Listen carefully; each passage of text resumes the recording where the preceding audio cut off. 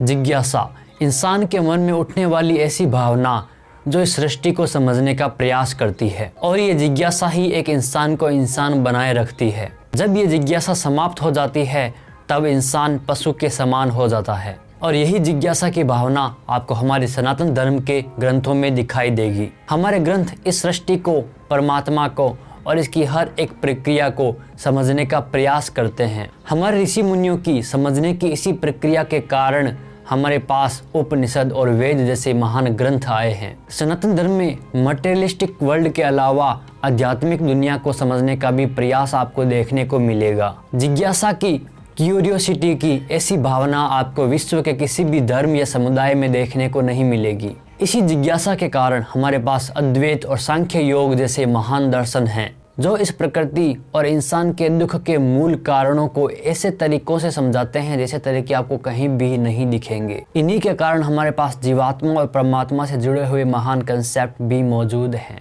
दोस्तों, पिछले वीडियो में आपने देखा था कि हमने स्वप्न अवस्था के बारे में विचार किया था, स्वप्न के सिंबॉलिक मीनिंग को समझने का प्रयास किया था।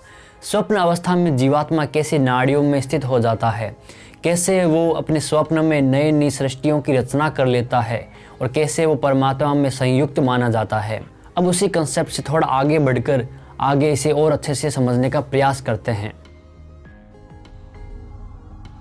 हेलो नमस्कार दोस्तों, स्वागत है आपका अभिज्ञान में। अगर आपको उपनिषदों में और सनातन दर्शनों में जरा से भी रुचि है तो आपको स्वप्न अवस्था के बारे में जो कंसेप्ट है उसके बारे में भी पता होगा। स्वप्न और जागृत अवस्था के इस कंसेप्ट में बताया जाता है कि जब ये शरीर सो जाता है तब हमारा जीवात्मा नई नई सृष्टियों की रचना करता है। वो अपने सपनों में वास्तविक दुनिया जैसा ही बनने का प्रयास करता है। उसके पास अपार शक्तियां आ जाती हैं और वो नई नई सृष्टियों की रचना भी करता है। यानी कि स्वप्न अवस्था भी मोक्ष का एक छोटा सा पार्ट मानी जाती है। जब हम इस वास्तविक दुनिया से अलग होकर ब्रह्म की स्थिति को प्राप्त होने वाली प्रोसेस के अंदर चले जाते हैं। जब भी कहा जाता है कि स्वप्न अवस्था में परमात्मा से संयोग जैसी स्थिति उत्पन्न हो जाती है, तब एक गलत धारणा भी पैदा हो सकती है कि क्या नींद लेना और सपने लेना एक समाधि की तरह है।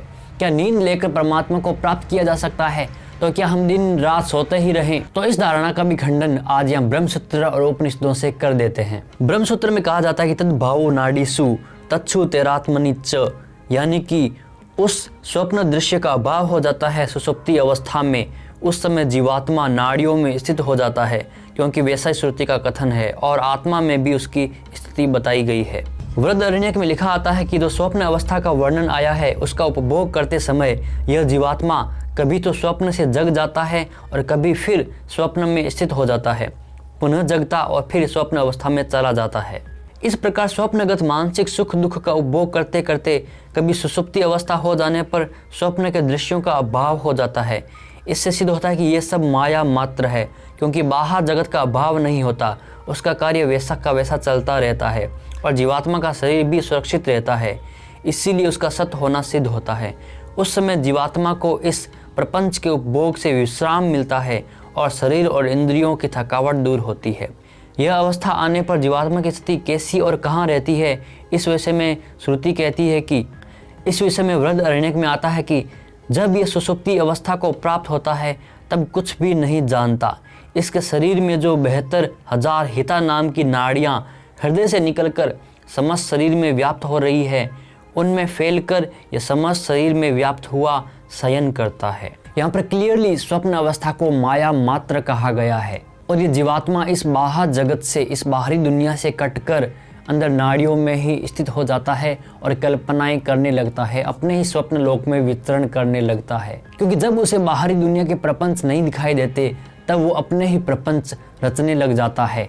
ऐसा वो क्यों करता है? क्योंकि उसमें जीवन मुक्ति या मोक्ष की भावना नहीं आती है। यहाँ पर बृहदारण्यक में 72,000 हिता नाम की नाड़ियों का वर्णन आया है, यानी कि उस समय में भी शल्य क्रियाएं होती थी और शरीर को समझने का प्रयास किया जाता था। यहाँ पर बताया जा रहा है कि वह जीवात्मा स्वप्न अवस्था में इन्हीं नाड़ियों में स्थित होकर पूरे शरीर में विचरण करता है। आगे छंदोग्य उपनिषद में लिखा आता है कि जब यह शयन करता हुआ किसी तरह का स्वप्न नहीं देखता, सब प्रकार से सुखी होकर नाड़ियों में व्याप्त हो जाता है, उस समय उसे कोई पाप स्पर्श नहीं कर सकते। छांदोग्य उपनिषद के इस मंत्र में आप योग दर्शन को देख सकते हैं, जहाँ पर कहा जाता है कि जो सिद्ध योगी होते हैं वो अपने प्राणों को अपनी नाड़ियों में स्थित कर लेते हैं, यानी कि सारे सुख दुख के प्रपंचों से अपने आप को विलग कर लेते हैं, इस महाजगत से अपने आप को खींच लेते हैं। यहाँ पर उसी मोक्ष की अवस्था की यहाँ पर चर्चा की जा रही है। जब वो कोई स्वप्न नहीं देखता, जब वह इस प्रकृति से ऊपर उठ जाता है,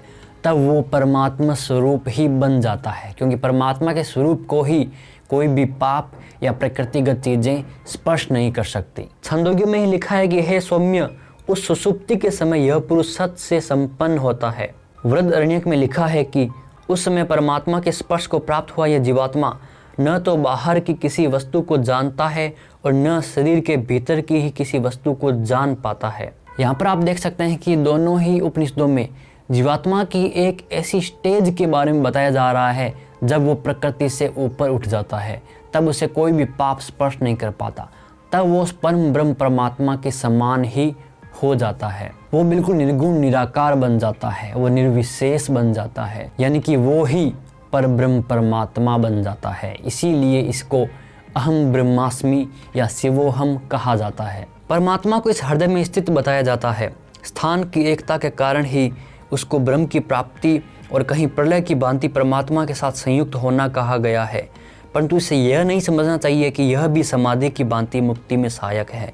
यह तो महान तामसी सुख का उपभोग कराने वाली अज्ञानमयी स्थिति है। गीता में ऐसा कहा गया है। यहाँ पर इस स्वप्न अवस्था को सिंबॉलिक तरीके से समझाने का प्रयास किया जा रहा है, यानी कि उस स्थिति को समझाने का प्रयास किया जा रहा है जब हम परब्रह्म परमात्मा के समरूप हो जाते हैं। यहाँ पर इसका मतलब ये नहीं है कि दिन भर सोते रहो, रात भर सोते रहो, सपने देखते रहो, अब हम परमात्मा से मिल गए।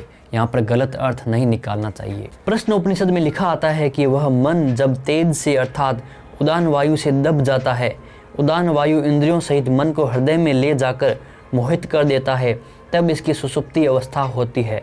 उस समय यह स्वप्न को नहीं देखता, इस शरीर में जीवात्मा को यह सुषुप्ति जनित सुख होता है। छांदोग्य में भी कहा है कि उस समय तेज से संपन्न होता है।